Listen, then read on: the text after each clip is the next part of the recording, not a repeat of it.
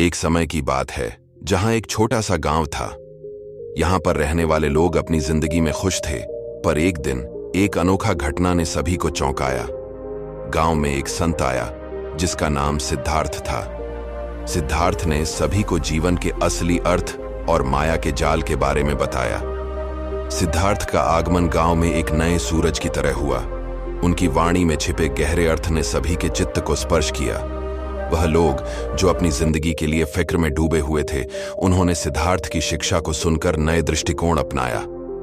गांव वालों ने समझा कि उनकी जिंदगी में वे कैसे माया के जाल में फंस गए हुए थे, और सिद्धार्थ के आगमन ने उन्हें एक नए यात्रा की तलाश में बुलाया। सिद्धार्थ ने गांव के लोगों को समझाया कि जीवन एक अनित्य है, यानी कि यह हमेशा बदलने वाला है। वह सभी को बताया कि हम सभी माया के जाल में फंसकर अपनी असलियत भूल जाते हैं। लोगों ने उसके वचनों को सुना, पर कुछ ने तो उसे हंसकर टॉन्ट भी किया। सिद्धार्थ का ज्ञान गांव को एक नए दृष्टिकोण से देखने के लिए उत्तेजना पैदा कर रहा था। उनके वचनों में छिपे गहरे सत्यों ने लोगों को यह सिखाया कि हमें अपने जीवन को सही दिशा में देखने के लिए माया के बाध्यता से बाहर निकलना होगा। वह सिखाए गए कि सच्चा सुख और शांति हमें हमारी आत्मा के अंतर्मन में ही मिलती है, और इसे हमें समझने के लिए हमें निरंतर अपनी अंधकार से बाहर निकलने की कोशिश करनी चाहिए। सिद्धार्थ ने एक दिन एक घर के अंदर जाने का इरादा किया। घर का मालिक राम एक अमीर व्यापारी था और उसके पास सब कुछ था। पर जब सिद्धार्थ ने घर के अंदर देखा तो उसे एक अजीब सा दृश्य दिखा। सब कुछ झूठा लग रहा था, एक अनपान दिखावा। घर के दरवाजे खुलते ही सिद्धार्थ को एक अद्वितीय स्थिति का सामना करना पड़ा। राम का घर बड़ा और आलीशान था, परंतु सिद्धार्थ को वहां एक खालीपन महसूस हुआ। सभी वस्तुएं तो थीं, लेकिन वहां एक अजीब सी शून्यता थी। राम ने अपनी धन भरी और आलीशान जिंदगी में सिद्धार्थ को बुलाया था, लेकिन सिद्धार्थ ने उसके मुख से नहीं, उसके दिल से देखा था। घर की दीवारों में छिपी जीवन की असलीता को उसने महसूस किया और उसे एक सांस्कृतिक बुद्धिमानता का आभास हुआ। सिद्धार्थ ने कहा, राम भगवान, तुम्हारी आलीशानी से भरी यह दुनिया सिर्फ एक झूठी सजग सत्ता है। असली धन और सुख तो वह है जो तुम्हारे दिल में है, न कि इन भौतिक वस्तुओं में। राम ने उसकी बातों को सुनकर सोचने लगा। उसके चेहरे पर एक बदला हुआ अभिवादन था जो सिद्धार्थ ने उसके आंखों में जहरीली खेती के बगीचे को खोलने के लिए बोया था। राम ने अपनी जिंदगी में इतने व्यस्त हो जाने पर अपनों को भूल गया था। उसने अपने रिश्तेदारों को इग्नोर किया और सिर्फ धन और सम्मान के पीछे भागा। सिद्धार्थ ने उसे समझाया कि यह सब माया है, पर राम ने उसे नजरअंदाज किया। राम की आंखों में वही आत्मविश्वास और उत्साह नहीं था जो कभी था। धन की माया में डूबे रहने से उसका मन अब अकेलापन और खोखलापन से भरा हुआ था। सिद्धार्थ ने फिर से राम से कहा, राम, तुम्हारा असली धन तुम्हारे साथ है, तुम्हारे रिश्तेदारों के साथ है। इन संबंधों में ही असली सुख और समृद्धि है। राम ने अपनी गलती समझी और उसने अपने रिश्तेदारों से मिलकर अपने अपने जीवन की सच्चाई को पहचाना। उसने धन और सम्मान की बजाय अपने प्रियजनों के साथ समय बिताने का महत्व समझा।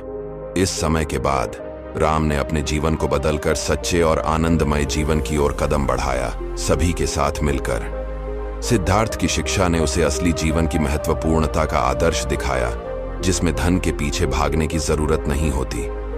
कुछ समय बाद गांव में एक चक्कर चलने लगा। लोग अपने अपने माया का शिकार बन गए थे।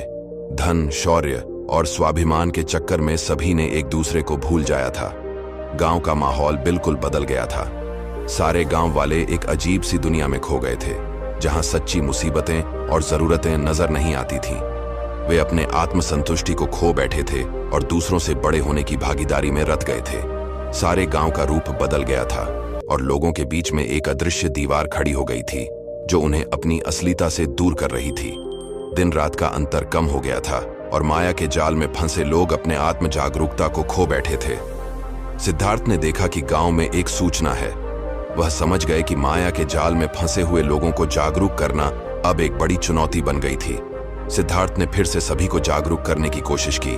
उसने लोगों को दिखाया कि उनकी जिंदगी एक खुली किताब की तरह होनी चाहिए, न कि एक बंद माया के जाल की तरह।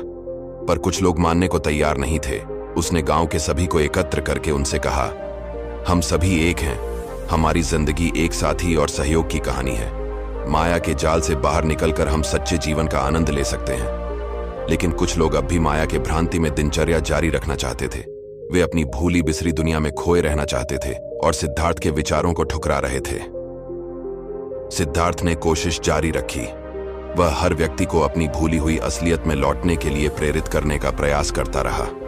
उसने अपनी उपदेशों की मदद से लोगों को अपने अद्भुत और सत्विक जीवन की ओर मोड़ने की कोशिश की। एक दिन एक लड़का अर्जुन सिद्धार्थ के पास आया। अर्जुन ने उससे अपने जीवन में राहत और सुकून की तलाश की थी। सिद्धार्थ ने उसे अपने शिष्य बनाया और उसे माया के जाल से बाहर निकलने की सीख दी। सिद्धार्थ ने अर्जुन को अपनी शिक्षा से भरपूर बनाया। वह उसे सिखाते रहे कि जीवन का असली सुख और शांति साधने के लिए हमें माया के जाल से बाहर निकलना होगा। अर्जुन ने गुरु की शिक्षा को अपना लिया और उसने अपनी जिंदगी को एक नए दृष्टिकोण से देखना शुरू किया। सिद्धार्थ की मार्गदर्शन में अर्जुन ने माया के भ्रांति से मुक्त होकर सच्चे सुख की ओर पथ प्रस्थान किया। गुरु शिष्य की यह कहानी हमें यह बताती है कि सही मार्गदर्शन और उच्च आदर्शों का अनुसरण करके ही हम अपनी जिंदगी को सही दिशा में बदल सकते हैं। ये हमें यह भी दिखाती है कि गुरु का महत्वपूर्ण स्थान हमारे जीवन में है, जो हमें सही मार्ग पर चलने का मार्गदर्शन कर सकता है। अर्जुन सिद्धार्थ के साथ गांव में घूमते घूमते लोगों को जागरूक करने लगा। उसने उन्हें दिखाया कि असली सुकून समाज में है, अपनों के साथ समर्पण में है। लोगों ने अर्जुन की बातों में भरोसा किया और धीरे धीरे गांव में सुधार हुआ। अर्जुन ने लोगों को सिखाया कि सच्चा सुख और समृद्धि उस समाज में है जहां लोग एक दूसरे के साथ मिलकर रहते हैं। वह उन्हें यह बताने का प्रयास करता रहा कि माया के जाल में नहीं, बल्कि सामाजिक समर्पण और सहयोग में ही आदिकाल सुख बसता है। गांव वालों ने उसके उपदेशों को सुनकर अपनी जिंदगी को बदलने का निर्णय किया। वे एक दूसरे के साथ साझा करने, आपसी समर्थन में बढ़ चढ़कर जीने लगे। गांव में सामृद्धिक और सामाजिक सुधार हुआ, जिससे सभी को अधिक सुख शांति का एहसास हुआ। इस प्रकार अर्जुन ने गुरु शिष्य के संबंध में अपने जीवन को एक नए दिशा में मोड़ा और उसने गांव वालों को सही राह पर चलने के लिए प्रेरित किया।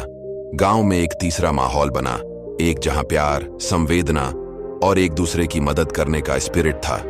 लोगों ने समझा कि सच्ची जिंदगी माया के जाल में नहीं, असली रिश्तों में छुपी हुई है। एक नई सुबह आई थी जो गांव को एक नए दौर में ले जाने का संकेत था। लोग अब एक दूसरे के साथ मिलकर बढ़ चढ़कर रहने लगे थे। वे अपनी मुश्किलें साझा करते, एक दूसरे की मदद करते और एक बड़े परिवार की भावना से जीने लगे थे। सभी ने समझा कि सच्चा सुख और समृद्धि उस समाज में है जहां लोग एक दूसरे की जरूरतों को महसूस करते हैं और उन्हें पूरा करने के लिए मिलकर काम करते हैं। गांव की जिंदगी अब माया के जाल से बाहर निकलकर सच्चे सामाजिक सहयोग और समर्पण की ओर बढ़ रही थी। लोग अब एक दूसरे के साथ साझा करने, सहयोग करने और प्यार करने का सीख रहे थे। इस प्रकार गांव में अंधेरे से उजाले की ओर एक नया क्रम शुरू हुआ और लोग अब सच्ची खुशियों का आनंद लेने में सक्षम थे। उन दिनों एक बड़ी तूफान आया। सभी लोग अपने घरों को छोड़ दिया और एक साथ मिलकर आपस में मदद की। इस तूफान ने सभी को एक साथ लाया और उन्हें समझा दिया कि सच्चाई और एकता में ही असली जीवन है।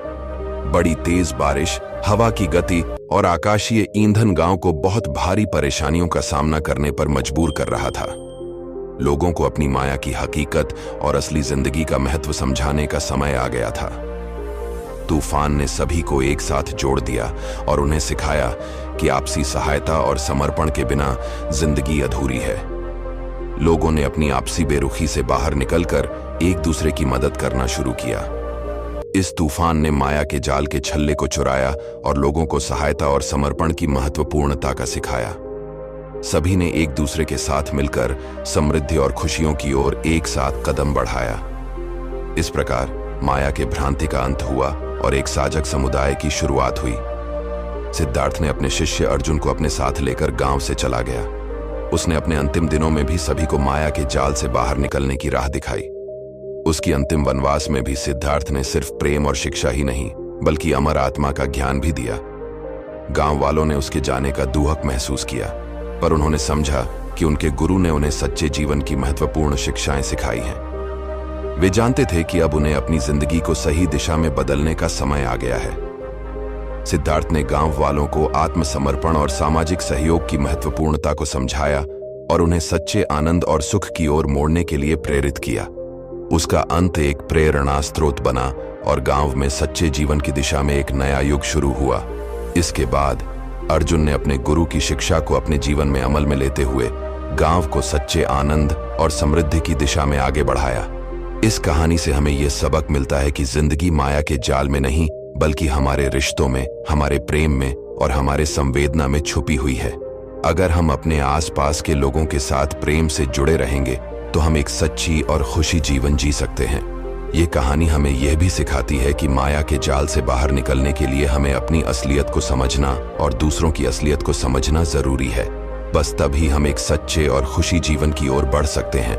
इससे हमें यह भी याद रखना चाहिए कि जिंदगी में अप्स एंड डाउन्स आते रहेंगे, पर हमें अपने साथियों के साथ मिलकर उनका सामना करना चाहिए, क्योंकि असली जिंदगी तो हमारे रिश्तों में छुपी हुई है, न कि माया के जाल में।